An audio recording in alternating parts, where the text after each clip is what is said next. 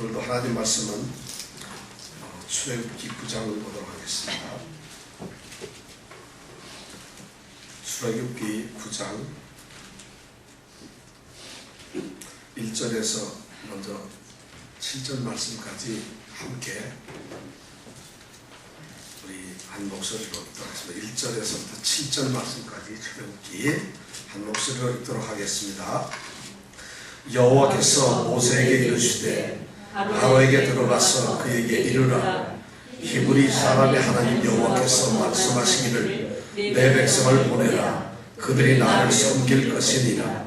내가 만일 그들 보내기를 거절하며 억지로 잡아두면 여호와의 손이 들에 있는 내 생축 곧 말과 나귀와 약대와 우양에게 더하리니 심한 악질이 있을 것이며 여호와가 이스라엘의 생축과 애굽의 생축을 구별하리니 이스라엘 자손에 속한 것은 하나도 죽지 아니하리라 하셨다 하라 하시고 여호와께서 기온을 정하여 가라사대 여호와가 내일 이 땅에서 이 일을 행하리라 하시더니 이튿날에 여호와께서 이 일을 행하시니 애굽의 모든 생축은 죽었으나 이스라엘 자손의 생축은 하나도 죽지 아니한지라. 바로가 보내어 본즉 이스라엘의 생축은 하나도 죽지 아니하였더라. 그러나 바로의 마음이 완강하여 백성을 보내지 아니하니라. 아멘. 9장에는 세 가지 재앙이 또 나옵니다. 첫 번째 재앙이 지금 우리가 9장 1절에서부터 읽은 7절까지 어떤 재앙이 내리죠? 생축 재앙이 내리나요? 생축이 어떤 재앙이 내리죠? 악질.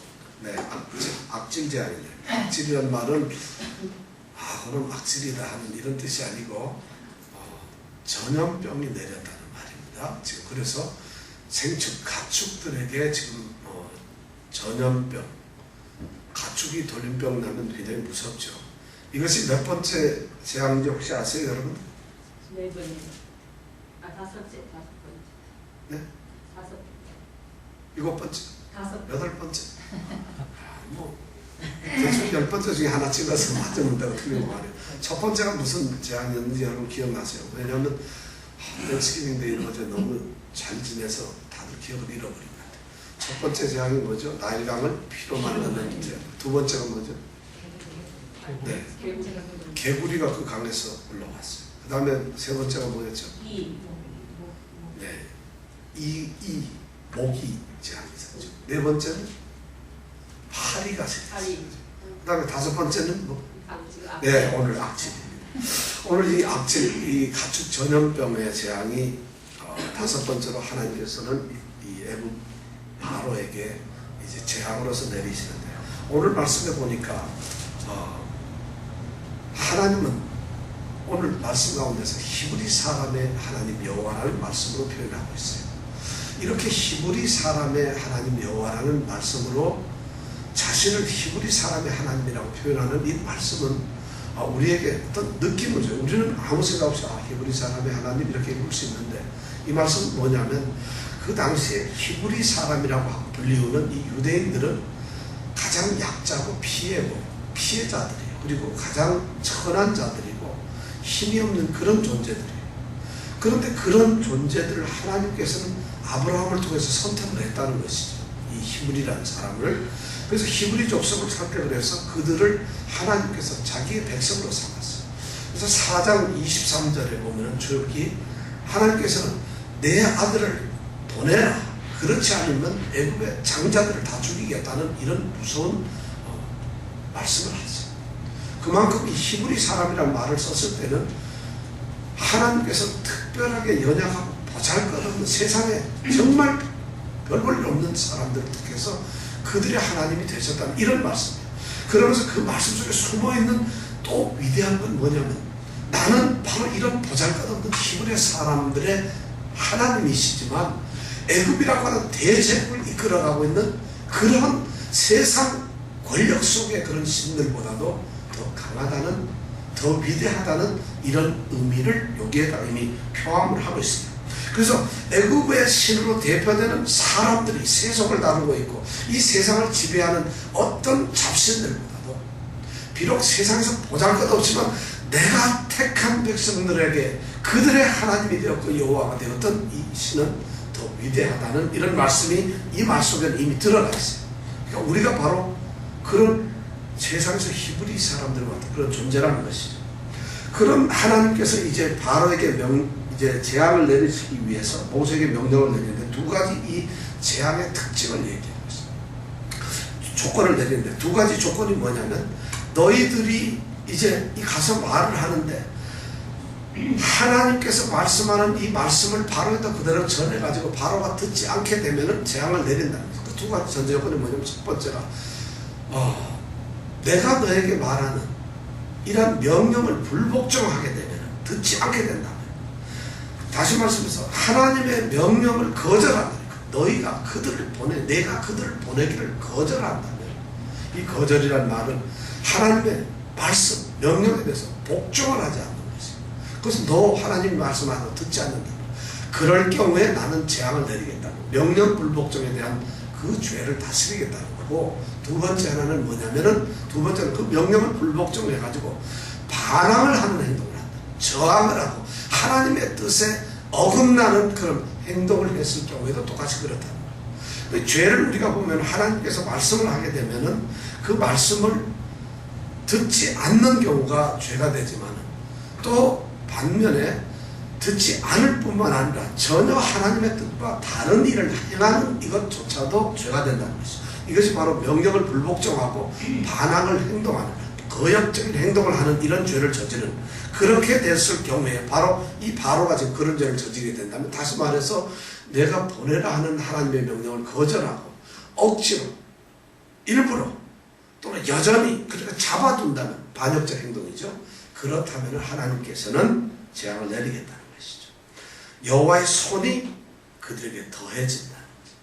하나님의 손이 우리에게 더해져서 축복이 되어야 될 텐데 여호와의 손이 그들에게 더해지게 되면 재앙을 내린다는 것이죠. 그래서 들에 있는 가축들에게 이제 심한 악질을 내리게 된다는 이런 재앙을 이제 하나님께서 말씀을 하고 있습니다. 이 재앙의 아주 내용의 특징을 잘 우리가 보면 지금까지 네 번째의 재앙과 이 다섯 번째 재앙은 조금 다릅니다. 그래서 이번 이 악질에 대한 재앙을 우리가 가만히 살펴보면은 첫 번째가 이 재앙이 점진적으로 강화되고 있고 더 지독해지고 있다는 것이에요. 첫 번째, 두 번째, 세 번째, 네 번째까지의 이나 팔이나 개구리나 이런 재앙들은 사람의 생활 속에 불편을 주는 그런 재앙들이었어요. 생명에 치명적인 어떤 결과를 가져온 그런 재앙들이 아니었다는 얘기죠. 고달프고 아주 피곤해지고 힘든 재앙들이었는데 이 다섯 번째 재앙부터는 이제 완전히 생명에 위협을 줍니다. 가축들이나 들에 있는 이 가축들이 죽게 된다는 것이에요. 뭐 때문에 죽게 되죠? 전염병 때문에 죽게 된다. 그러니까 이제는 재앙이 옛날처럼 고통스러워서 아유 이 재앙이 힘들다 이런 게 아니라 이제는 이 재앙을 통해서 가축들이 생명을 잃게 되는 이런 재앙들이 이제 나온다는 거죠. 그러면서 하나님께서 오늘 이 말씀해 보니까 내일 기한을 정하여 말았어요. 5절에 보니까 여호와께서 기한을 정했다. 하나님의 재앙을 이제 전에는 무작위적으로 예고 없이 내리시기도 하셨고 경고를 하셨는데 이번에는 시간을 정해서 내일 하시겠다. 이제 하나님께서는 내일이라는 것은 긴박성도 있지만 거꾸로 내일까지 아직 시간이 있으니까 이런 경고를 듣고서 뉘우치고 회개하라는 의미에서 하나님은 이제 이 경고에 대해서 왜냐하면 생명을 빼앗아가는 이런 재앙이기 때문에 그들이 깨닫고 빨리 뉘우치기를 바라는 바로가 뉘우치기를 바라는 이런 시간적인 전제를 가지고 있다는 것이죠. 그 다음에 이 재앙을 감안해 보면 이제 역시 또 구분을 나눴어요. 우리가 지난번에 재앙에 고센 땅 이스라엘 백성들에게는 재앙이 안 내려졌지만은 애굽 전역에는 내려졌다는 말씀을 했는데 오늘 이 재앙도 똑같이 애굽 사람들의 가축들에는 재앙이 내리지만은 고센 땅에 살고 있는 이스라엘 백성의 이 가축들에는 절대 재앙이 내리지 않는다는 이 재앙 구분이 있다는 것이죠. 이런 재앙을 하나님께서 경고를 하시고 그 재앙을 내리셨어요. 그러니까 실제로 가축들한테 이제 악질 이 전염병이 옮았어요. 그래서 모든 가축들이 죽게도 되고 심한 일이 됩니다. 바로는 왕궁에 있다가 오늘 6절에 보니까 7절에 보니까 바로가 재앙이 지금 내리고 있는데 왕궁에는 들에 있는 가축들에게만 내리니까 자기에게는 아무것도 없거든요. 그러니까 재앙이 없는 걸로 착각을 했어요. 그래서 아무것도 아니라고나 해서 7절에 보니까 바로가 사람을 보내어서 재앙의 결과를 확인하는 이런 장면이 나옵니다. 바로가 본즉 보내게 돼요. 가서 보니까 가족들이 다 죽다시피 아주 싹쓸이가 되어버려요. 그런 것을 보면서 이 바로는 더 강팍해진다는 것이, 오늘 가축들이 그 죽은 것을 보면은 이거 큰일 났구나 하고 뉘우쳐야 되는데 오히려 그것이 더 완강해졌다는 거죠. 왜 하나님께서는 이 가축들에게 이런 병을 내리셨을까, 이런 재앙을 내리셨을까, 악진을 내리셨을까 하는, 하나님이 지금 5번째 재앙을 내리시는 이 사건 하나하나 보면은 상당히 의미를 가지고 있어요. 나일강의 피를 통해서 이 애굽 사람들의 생명의 젖줄인 나일 신을 공격하는, 그래서 그 신은 아무것도 아니라고 하는 그런 재앙을 내리셨고, 개구리를 섬기는 그들에게 개구리 재앙으로서 너희 신들이 아무리 이 땅에 넘쳐난다 할지라도 결국 내가 손을 대면은 악취가 나는 그런 쓰레기들밖에 안 된다는 것을 여기 드러냈잖아요. 오늘은 뭐냐면 이 바로 생축, 가축에 대한 이 재앙을 내림으로 인해서 이스라엘 신에 대한 또 다른 이 저주를 내리고 있다는 거죠. 징계를 내리고 있다는 거죠. 이 애굽 사람들은 가축을 섬기는 그런 종교를 가지고 있었어요. 그래서 황소의 머리나 암소의 머리들, 또 수양의 이 머리를 가지고, 우리 왜 옛날에 보면 고사 지낼 때 돼지 머리 놓듯이 이 사람들이 바로 그런 가축의 머리로서 신을 삼고 그 신을 섬기는 그런 종교를 가지고 있었어요. 그래서 그 신들을 보면 그런 짐승의 모양들이 너무 많아요.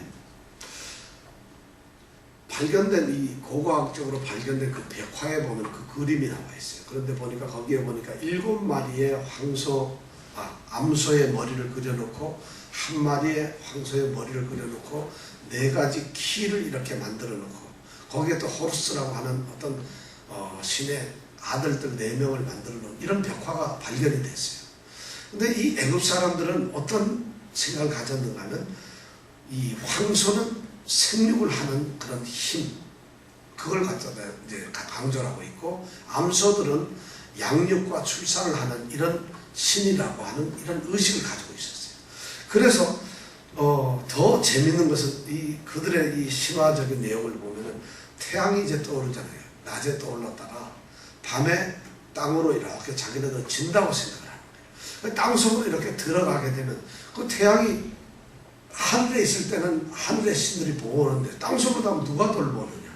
그래서 그 땅 속으로 들어간 태양을 돌보는 것이 바로 누구냐면 이 1마리의 황소와 7마리의 암소가 그때 땅 속에 가서 밤 속에 있는 그 밤에 있는 태양을 돌본다는 이런 생각을 가지고 있었어요.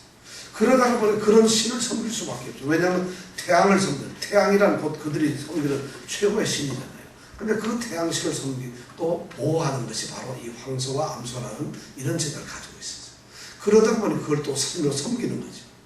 그 신에 대해서 하나님께서 공격을 하셨다는 것이죠. 황소와 암소와 수양, 그들의 가축을 공격해서 무차별적으로 그것들이 전염병에 걸리게 함으로써 다 죽게 만드셨다는 거죠. 이러한 징계를 하나님께서 하셨다. 세상에서 세상 사람들이 가지고 있는 소중하다고 생각하는 거예요. 지금 우리가 이 재앙의 이야기를 우리가 나누고 있는 이유는 재앙이 뭐가 있었는가 중요한 것이 아니고 사실은 출애굽을 시키기 위한 하나님의 이 역사 가운데 일어나는 하나님의 일들이잖아요. 근데 이것을 영적으로 생각하면 출애굽이라는 뭐예요? 죄악과 억압과 그 죄의 가운데 갇혀있는 백성들을 죄로부터 해방시키는 이런 일들이 바로 출애굽이에요. 하나님께서는 그런 예표를 우리에게 말씀하셨는데 바로 죄악 속에 있는 애굽의 땅에서의 삶, 그리고 죄가 지배하고 있는 그 애굽 왕조의 삶에서 이스라엘 백성들이 회방이 된다. 하나님의 백성이 회방이 된다는 것이, 하나님의 자녀들이 구출을 받는다는 것이죠. 그러니까 그 과정에서 하나님께서는 세상이 지배하고 있는 그 힘에 대해서 그것이 아무것도 아니라 죄 가운데서 지배받고 있는 그 죄에 통제되는 어떤 신들은 아무것도 아니라는 것을 우리에게 알려주고 있어요. 그런데 우리는 그래도 이 세상을 살면서 세상에 있는 것이 가치 있고 귀중하고 그것이 더 소중하고 거기에 의지하고 우리를 맡겨야만 우리가 살 수 있다고 생각을 하는데 하나님께서는 그게 아니라 너희들이 섬기고 있던 그 모든 것들, 의지하고 있던 것들이 결국은 아무것도 아니다. 하나님께서 불면 날아가는 것이고 하나님이 손을 대시고 죽는 것이라는 이것을 지금 우리에게 이야기를 하고 있다는 것이에요. 그래서 우리가 이런 재앙의 이야기를 들으면서 하나님의 그 뜻을 우리가 알 필요가 있어요. 자, 그 다음에 여기까지가 우리 7절까지가 바로 이 악질에 대한 재앙인데, 그 다음에 이제 성경을 우리 8절부터 12절까지 또 한번 읽으면서 그 다음 재앙은 뭔가 한번 읽어보겠습니다. 8절부터 12절까지 읽겠습니다. 여호와께서 모세와 아론에게 이르시되 너희는 불무에 제 두 금을 가지고 모세가 바로의 목전에서 하늘을 향하여 날리라. 그 재가 애굽 온 땅에 티끌이 되어 애굽 온 땅의 사람과 짐승에게 붙어서 독종이 발하리라. 그들이 불무의 재를 가지고 바로 앞에 서서 모세가 하늘을 향하여 날리니 사람과 짐승에게 붙어 독종이 발하고 술객도 독종으로 인하여 모세 앞에 서지 못하니 독종이 술객들로부터 애굽 모든 사람에게 발하였음이라. 그러나 여호와께서 바로의 마음을 강팍해 하셨으므로 그들을 듣지 아니하였으니 여호와께서 모세에게 말씀하신과 같더라. 두 번째 재앙은 이제 여섯 번째 재앙은 뭐죠? 독종. 네, 독종. 여기서 독종이라고 하는 것은 피부에 나타나는 종기, 피부병 현상을 말합니다.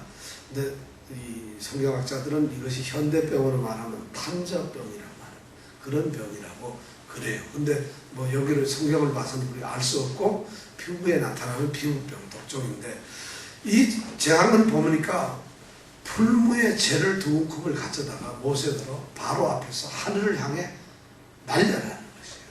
그렇게 되면 그 풀무의 재들이 온 세상에 퍼져서 그것이 티끌이 되어서 날아간다는 것이죠. 근데 그 티끌이 사람의 몸이나 가축에게 딱 닿는 순간 어떻게 된다고요? 그것이 독종을, 다시 말해서 오늘 말 피부병을 일으킨다는 것이에요. 참 무서운 얘기죠. 그러니까 그런 재앙을 하나님께서 얘기를 했어요. 근데 이번에는 이 재앙이 가축에게만 하는 것이 아니고 사람에게만 하는 것이 아니라 사람과 가축 모두에게 미치는 그런 재앙이라는 거죠. 그렇게 해가지고 그리고 모세에게 명령을 했는데 이번에는 전에는 우리가 재앙을 내리면 아론이 지팡이를 들고 손을 펼쳐가지고 애굽의 온 땅을 향해서 하면은 그 재앙이 내렸는데 이번에는 모세를 통해서 모세가 바로 앞에서 하늘을 향해 날리라는 거죠. 그래서 모세가 이제 진짜 바로 앞에 가가지고 그 일을 한 거죠. 이 풀무에서 나온 재를 두 움큼을 가지고 그것을 하늘 향해서 불었다는, 날랐다는 거죠.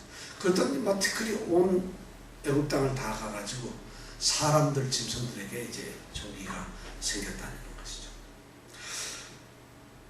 한번 그 상상을 해보세요. 그 나라가 지금 어떻게 되겠어요? 온 국민들이 뭘 하겠어요? 지금 뭘 하고 있을까요? 온 국민들은 극적이에요. 지금 모이면 전부 다 극적. 뭔지 모르게 등에서 막 온몸에 진물이 나고 피부병이 생기는 거예요. 이것이 하나님의 재앙이에요. 이번 재앙을 보니까 더 놀라운 현상이 하나 생겼어요. 전에까지는 재앙을 내리게 되면 바로가 늠름하게 바로 왕이 자기가 데리고 있는 이 술객들을 가지고 그들을 불러서 그들이 이 술법을 가지고 그런 기적을 행하도록 이렇게 했다는 것이에요. 근데 이번엔 전혀 다른 거예요. 술객들은 바로가 불렀을 때 진짜 그런 일을 했었죠. 술법을 가지고 나일강의 피를 만들었어요. 진짜. 나일강을 물어가지고 피를 만든 적도 있어요. 또 뱀을 탁 지팡이를 던져서 뱀을 만들었을 때 술객들이 진짜로 뱀을 또 만들었던 적도 있어요. 그뿐만 아니라 개구리 재앙을 만들 때 모든 강에 있는 개구리들 전부 땅으로 올라올 수 있는 이런 일까지도 했어요. 그들이 못했던 건 개구리 재앙에 뭘 못했죠? 개구리를 도로 내려가게 하는 걸 못했다는 거예요. 그러다 보니까 그들의 술객으로 기적이 도로 재앙이 되었다는 거예요. 땅으로. 그렇게까지는 이 술객들이 했어요. 그 다음에 네 번째 재앙인 이 모기, 이에 대한 재앙을 할 때서 세 번째 재앙, 이 이의 재앙을 할 때는 그들이 아무리 하려고 해도 되질 않았다. 그래서 바로에게 가서 이건 우리가 할 수가 없습니다. 이건 과연 여호와의 손이 능하시고 여호와의 손이 하는 겁니다 하는 이런 이야기를 했다는 얘기를 들었어요.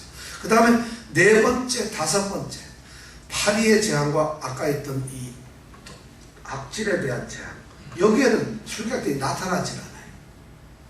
침묵을 하죠. 성경 말씀을 보니까 이 성경 말씀을 가만히 보면 굉장히 과학적이고 또 하나님께서 아주 주도 면밀한 말씀이었어요. 안 나타났어요. 근데 요번 이 일곱째 재앙인가요? 여기에는 보니까 드디어 술객들이 나타났는데 뭘로 나타났어요? 술객을 부려가지고 기적을 행하는 자로 나타난 것이 아니라 그 술객자들이 애굽 땅의 그 대단한 그 능력자들이, 그런 인간들이 하나님의 징계를 받아서 재앙의 피해자들로 나타나요. 재앙을 직접 당하는 걸로 그렇게 나타나요. 희생자들이 되고 있다는 것이죠. 기적을 베풀기는커녕 이제는 모세 앞에 당당히 서지도 못해요. 그들조차도 피부병에 걸려서 극적거려야 된다는 얘기죠.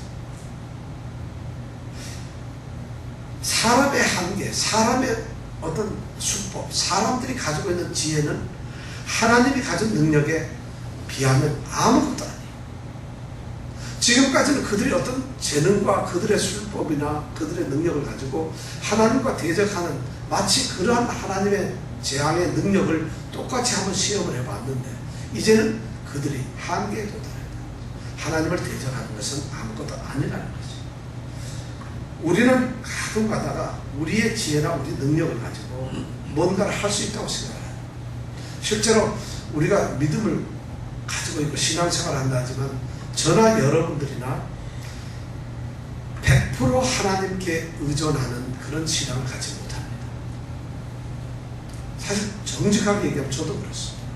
어떤 일은 저의 생각과 저의 어떤 계획을 가지고 의도를 가지고 하는 것이, 그것이 마치 하나님께서 내게 기름을 부어서 알게 한 지혜라고 생각을 하면서 내 뜻을 내세울 때가 많아요.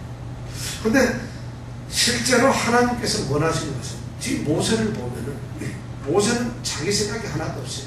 하나님이 다 말씀하세요. 오늘 아침에 일찍이 바로에게 만나러 가서 가까이 서라. 그럼 바로가 나온다. 그럼 이것을 해라. 너는 풀무에 가서 죄를 두 묶음 잡아라. 그리고 바로 앞에 가라. 그걸 향해서 날려라. 그리고 끝이. 그럼 이 모세가 이걸 어떻게 날릴까 뭐 골치 아픈 게 없어요. 그대로 하나만 하면 하기만 합니다. 그러면 풀무의 죄들이 온 세상을 날아가서 알아가지고 그것을 날려. 근데 우리 같으면 풀무에 죄가 난다. 에이, 죄보다는 그래도 그 그루터기 그래도 타다가 남은 나무가 낫지 하고 나무를 들고 갈지도 몰라요. 왜냐면 그 죄가 뭐에 소용이 있겠어요. 나무가 낫다. 우리 생각은 자꾸 인간들은 거기다 가감하고 말씀에 보태는데 오늘 말씀에 보면 바로 그런 거죠. 술객들의 인간의 지혜는 끝이 났다는 거죠. 하나님이 시키는 하나님의 말씀에 그대로 충실한 거예요. 말씀에 충실한 거예요. 이것이 오늘 우리가 주는 교훈이에요. 사실 이 독종의 재앙을 통해서. 근데 그게 쉽지 않아요. 왜냐하면 그것이 다 하나님께서 우리의 마음을 그렇게 자꾸 만들어 가시는 것 같아요. 그러니까 우리가 그렇게 하나님께 말씀 앞에서 세워져야 되는 거, 겸손해져야 되는 거, 말씀에 충실해야 된다는 것이죠. 세 번째, 오늘 또 중요한 이 독종 재앙에서 중요한 내용을 보니까 독종 재앙에서 12절에 보니까 그러나 여호와께서 바로의 마음을 강팍케 하셨다. 바로가 지금 강팍한 마음을 가지고 있어요. 완고한 자기 고집을 가지고 있는데 그 마음이 자기가 가지고 있는 것이 아니라 여호와께서 그렇게 만들었다는 것이죠. 이 말씀이 얼마나 두려운지 몰라요. 여러분들, 죄를 짓는 것이 여호와께서 죄를 짓게 했다는 것이에요. 바로가 지금 자기가 고집을 피우고 이렇게 회개하지 않는 이런 마음을 갖는 것이, 완고한 마음이 바로가 하는 것이 아니라 하나님께서 하고 있다는 것이에요. 여러분, 그러면 바로로 하여금 죽게 하고 죄를 짓게 하는 것이 하나님이 죄를 짓게 만드는 건가요? 어떤가요? 그렇게 생각이 드나요? 여기 말씀은 우리가 해석을 이렇게 했지만 그런 뜻은 아니라는 것이에요. 이건 뭐냐면 하나님께서는 모든 사람들에게 그들이 자신의 결정과 의지로 할 수 있는 그들에게 지혜와 의지를 주셨다는 것이죠. 그런데 하나님께서 사람들이 그 의지를 잘못 사용해서 자기대로 하는 것을 하나님께서 그냥 내버려 두신다는 것이죠. 그것을 한다. 우리가 도둑질을 하려고 하면은 하나님께서 강권적으로 막으시는 게 아니라 그러한 악한 마음을 가지고 있는 것을 그냥 내버려 두시 허용을 하신다는 것이죠. 오늘 말씀은 이것을 신학적으로 유기하신다. 하나님이 내어버려 두신다.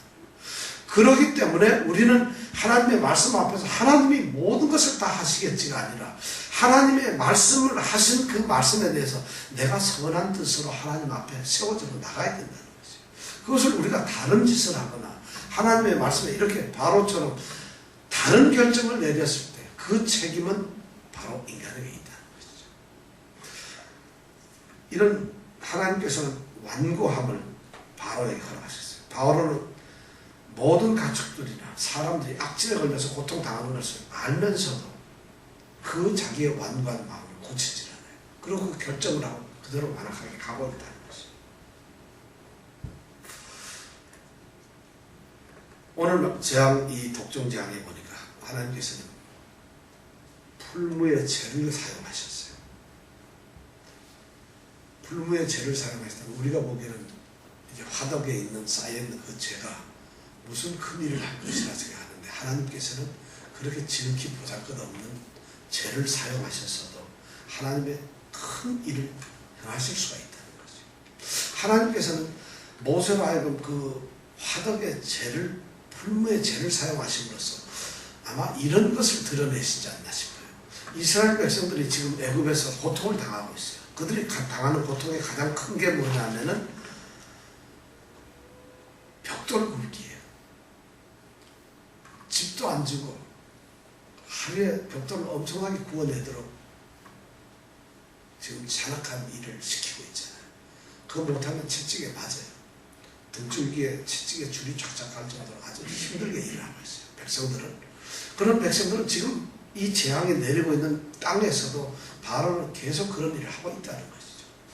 그런데 하나님께서는 바로 이스라엘 백성들의 삶의 고통의 현장에 그대로 계시는 거예요. 거기에서 그들이 불을 떼고 벽돌을 굽기 위한 그 풀무불 가운데 떨어지는 그 재를 가지고 이스라엘의 그 고난을 보시는 거예요. 그 고통을 보시는 거죠. 그 재를 가지고 애굽의 그 잔악함을 갖다가 지금 깨뜨리고 있는 거죠. 이스라엘 백성들이 만약 이 장면을 본다면은 그들은 우리가 지금 이 벽돌 굽게 하는 이 보잘것없는 재이지만은 거기서 불타고 남은 재가루지만은 이 재가루를 하나님께서는 그것을 통해서 바로와 바로의 백성들을 갖다가 징계를 하신다. 얼마나 위로거든요. 우리 삶에서 우리가 작은 일을 하고 있다 할지라도 보잘것없는 우리 모습이라 할지라도 그때 하나님의 손이 내려지시고 하나님이 함께 하시면 위대한 일을 할 수 있다. 우리의 억울함, 우리의 안타까움을 하나님께서는 우리 삶에 있는 작은 것들을 통해서 이루어내시고 실어내주시고 해결해 주신다는 말씀이에요. 참 귀한 진리가 여기에 숨어 있다는 것이죠. 자, 그 다음에 마지막 우리가 재앙에 대해서 한번 또 보겠습니다. 9장에서 이번 성경이 좀 긴데 13절부터 35절 말씀까지 우리가 그래도 한 목소리로 읽고 간단하게 끝내겠습니다. 자, 한 목소리로 읽겠습니다. 여호와께서 모세에게 이르시되 아침에 일찍 일어나 바로 앞에 서서 그에게 이르기를 히브리 사람의 하나님 여호와의 말씀에 내 백성을 보내라. 그들이 나를 섬길 것이니라. 내가 이번에는 모든 재앙을 내 마음과 내 신하와 내 백성에게 내려 너로 온 천하에 나와 같은 자가 없음을 알게 하리라. 내가 손을 펴서 오적으로 너와 내 백성을 쳤다면 내가 세상에서 끊어졌을 것이나 내가 너를 세웠음은 나의 능력을 내게 보이고 내 이름이 온 천하에 전파되게 하려 하였음이니라. 내가 여전히 내 백성 앞에 자고하고 그들을 보내지 아니하느냐. 내일 이맘때면 내가 중한 우박을 내리리니 애굽 개국 이래로 그 같은 것이 있지 않던 것이리라. 이제 보내어 내 생축과 내 들에 있는 것을 다 모으라.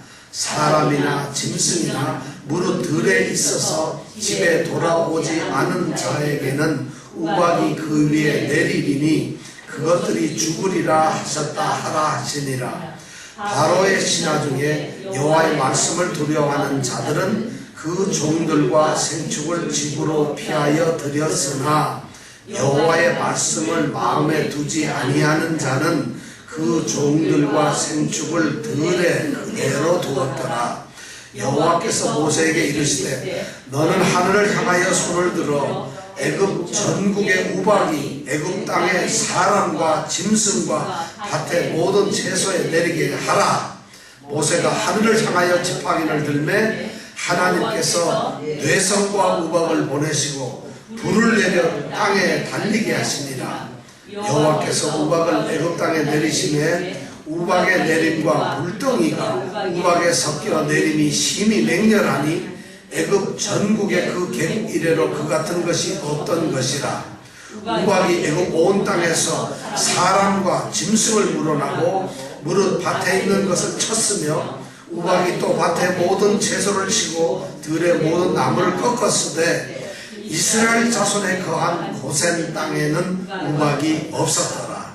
바로가 사람을 보내어 모세와 아론을 불러 그들에게 이르되 이번은 내가 범죄하였노라. 여호와는 의로우시고 나와 내 백성은 악하도다. 여호와께 구하여 이 뇌성과 우박을 그만 그치게 하라. 내가 너희를 보내리니 너희가 다시는 머물지 아니하리라. 모세가 그에게 이르되 내가 성에서 나가자 곧 내 손을 여호와를 향하여 펴리니 그리하면 뇌성이 그치고 우박이 다시 있지 않을지라. 세상이 여호와께 속한 줄을 왕이 알리이다. 그러나 왕과 왕의 신하들이 여호와 하나님을 아직도 두려워 아니할 줄을 내가 아나이다. 때에 보리는 이삭이 나왔고 삼은 꽃이 피었으므로 삼과 보리가 상하였으나 그러나 밀과 나무는 자라지 아니한 거로 상하지 아니하였더라. 모세가 바로를 떠나 성에서 나가서 여호와를 향하여 손을 펴매 뇌성과 우박이 그치고 비가 땅에 내리지 아니하니라. 바로가 비와 우박과 뇌성에 그친 것을 볼 때에 다시 범죄하여 마음을 완강케 하니 그와 그 신하가 일반이라. 바로의 마음이 강팍하여 이스라엘 자손을 보내지 아니하였으니 여호와께서 모세에게 말씀하심과 같더라.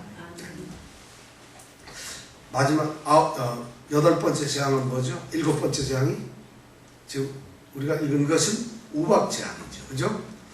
자, 우박의 재앙이 지금 내리는 것입니다. 이 우박 재앙의 내용을 보니까 이거는 자연현상이에요, 이번에는. 근데 이 자연현상이 있는데 문제는 누가 죽는가 하면 들에 있는, 지금 들 속에 있는 들의 가운데서 지금 그냥 머물고 있는 사람들, 종들이나 사람들과 그 다음에 가축들이 이 우박의 재앙을 받게 되었어요. 근데 이 재앙을 하나님께서는 이번에 불시하는 것이 아니라 이렇게 우박이 내릴 것이라는 것을 예고를 하세요. 자, 이제 재앙이 점점 강해집니다. 전에는 이나 파리가 괴롭게 하는 것이었지만 자연재해로 바뀌면서 이 우박이 내려와서 사람이나 짐승들을 죽이는 거죠. 이제 육체의 어떤 괴로움이나 고통을 주는 것이 아니라 생명을 빼앗을 수도 있는 그러한 재앙이 지금 내리기를 시작하는 것이에요.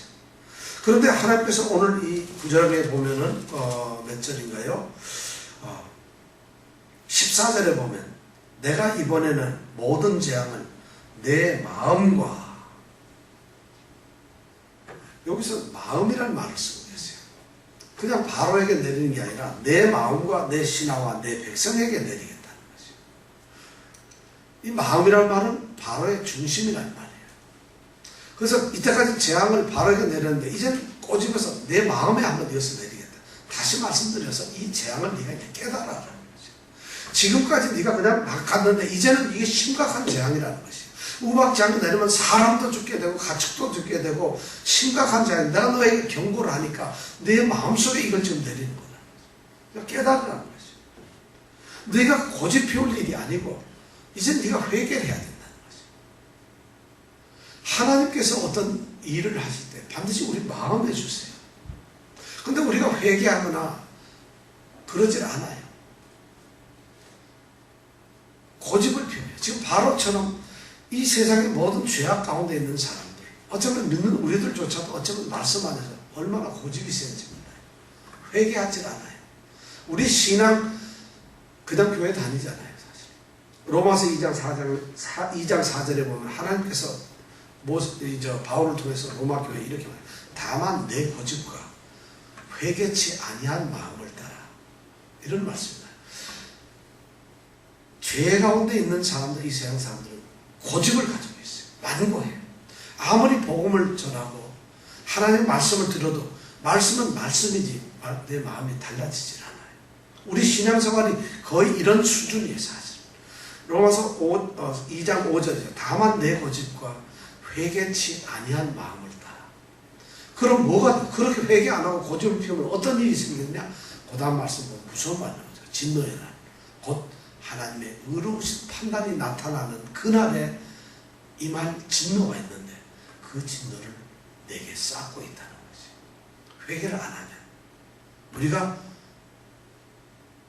고집을 계속 피운다면. 근데 우리 믿음이라는 것은 뭐냐면 바로 이 고집을 없애는 것이, 바로 이 회개하는 마음을 갖는 것이, 이것이 믿음이에요. 왜냐하면 하나님께서 말씀을 하면 그 말씀이 우리 마음밭에 떨어져야 되는데, 우리 마음에 떨어지는데 우리 마음이 완고해요. 딱딱한 돌박 같고 길가 같은 마음, 그런 마음, 신앙생활 하면서 그런 마음까지 있으면 제가 보기에는 거의 90% 이상을 그렇게 봤어요. 정말 말씀을 그대로 받아들이는 옥토와 같은 마음을 갖는 사람 별로는 못 봤어요. 저도 그래서 제일 제가 말씀을 읽으면서 하는 것이, 하나님 말씀을 읽게 되면은 제 마음이 옥토가 좀 되게 해주세요.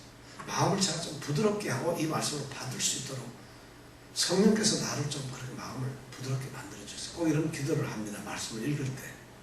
근데 우리가 보면 사실 신앙생활 하면서 성경 읽고 뭐 설교 듣고 뭐 말씀하고 이러면서 얼마나 우리가 회개 안 하는지 몰라요. 완고한 고집을 그대로 가졌어요.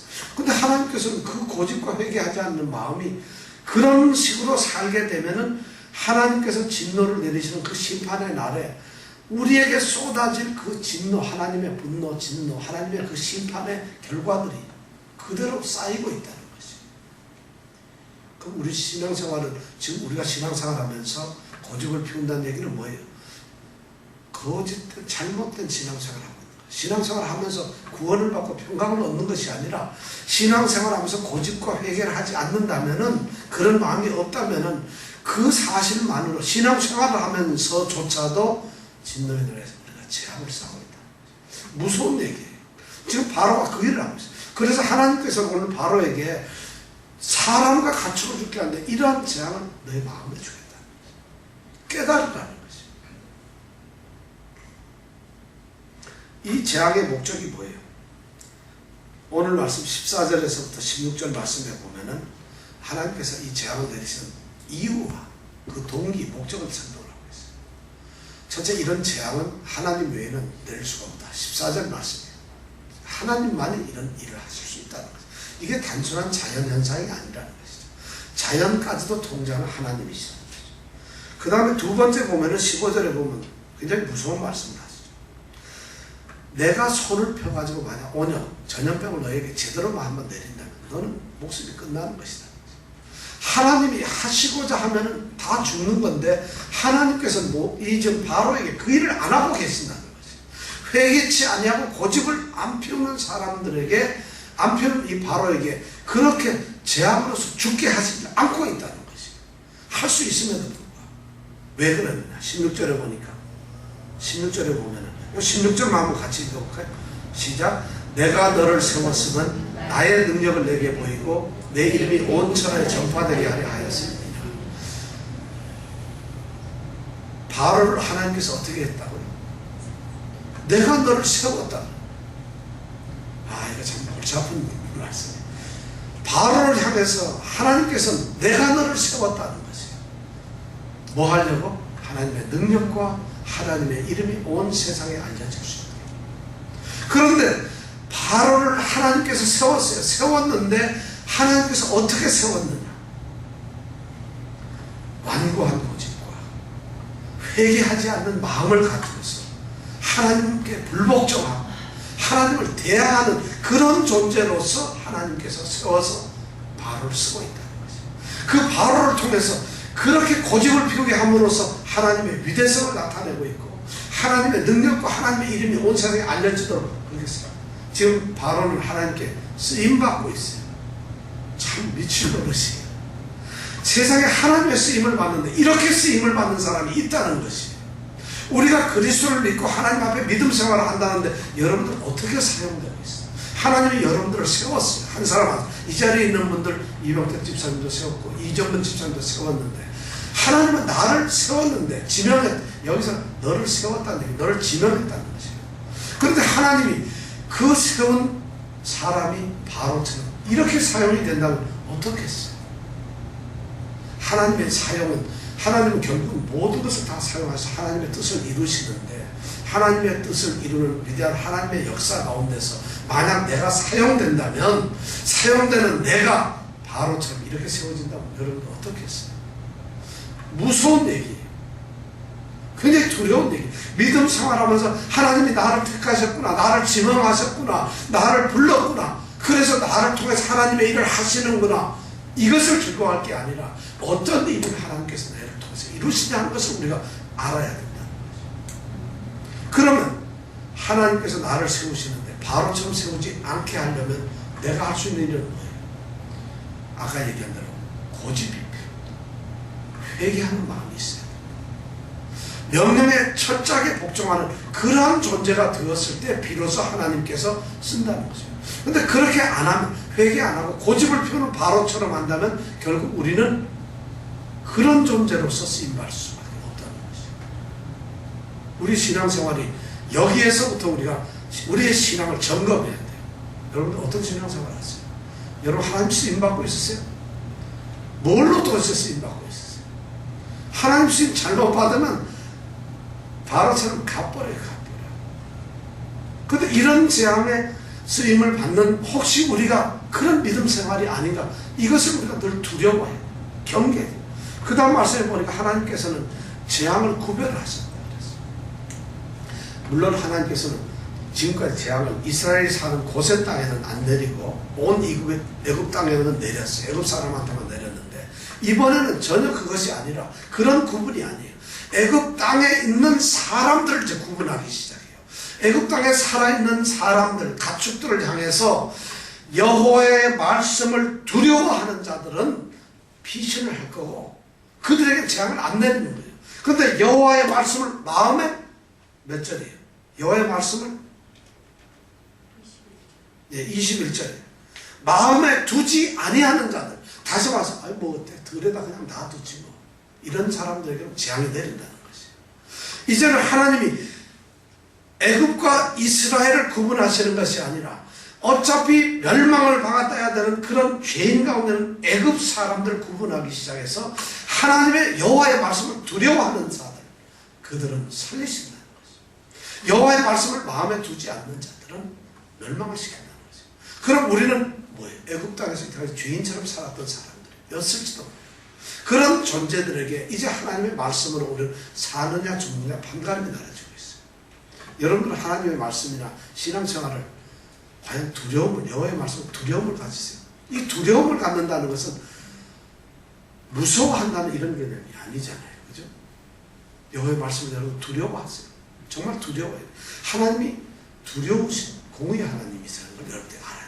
물론 사랑을 베푸세요. 지금 살리려고 하는 너희들이 피신만 하면, 내 말을 듣기만 하면 산다는 사랑을 쏟지만은 안 들었을 경우에 쏟아지는 그런 공의의 하나님, 정의의 하나님을 우리는 생각하지 않을 수가 없다는 것이죠. 말씀 가운데 여러분 두려워하시기 바랍니다. 마음에 두어야 된다는 거죠. 말씀을, 여호와의 말씀이 여러분 마음에 두지 않게 된다. 마음을 두지 않게 된다면, 그리고 그 말씀을 무시하고 명령에 불복종하고 저항하는 행동을 하게 된다면은, 그래서 회개치 아니한 마음, 고집한 마음을 만약 계속 갖고 있게 된다면은 그 재앙을 빌려 내리고 갈 수밖에 없다는 것이죠. 구원은 모든 사람들에게 열려져 있어요. 어느 사람도 구원 앞에서 차별을 받을 수가 없어요. 그러나 구원을 받는 데는 차별이 있어요. 구원 자체는 모든 사람들에게 공평하지만 구원을 받는 사람이냐 안 받는 사람이냐는 차별이 있다는 거지. 신앙생활은 모두에게 열려져 있어요. 그러나 그 신앙이 어떤 신앙생활을 하느냐, 이것은 또한 우리에게 차별이 있을 수밖에 없다는 거죠. 우리는 바로 그런 모습 때문에 우리의 신앙, 날마다 우리가 내 자신을 쳐야 되고 말씀 앞에 복종을 해야 된다는 거죠. 그렇게 됐을 때 오늘 약속한 구원이 약속되는 거지. 그렇게 복종이 되었을 때 우박 아니라 악질 아니라 독종 무엇이 와도 우리는 이길 수가 있다는 거죠. 지금 하나님께서는 바로에게 내가 내 말이 이 세상을 다스리고 있다는 것을 알려주고 있어요. 우리 신앙을 한번 그렇게 생각해 보셨으면 좋겠어요. 오늘 우리 그런 믿음의 사람들이 되었으면 좋겠어요. 이 시간 함께 또 같이 기도하겠습니다.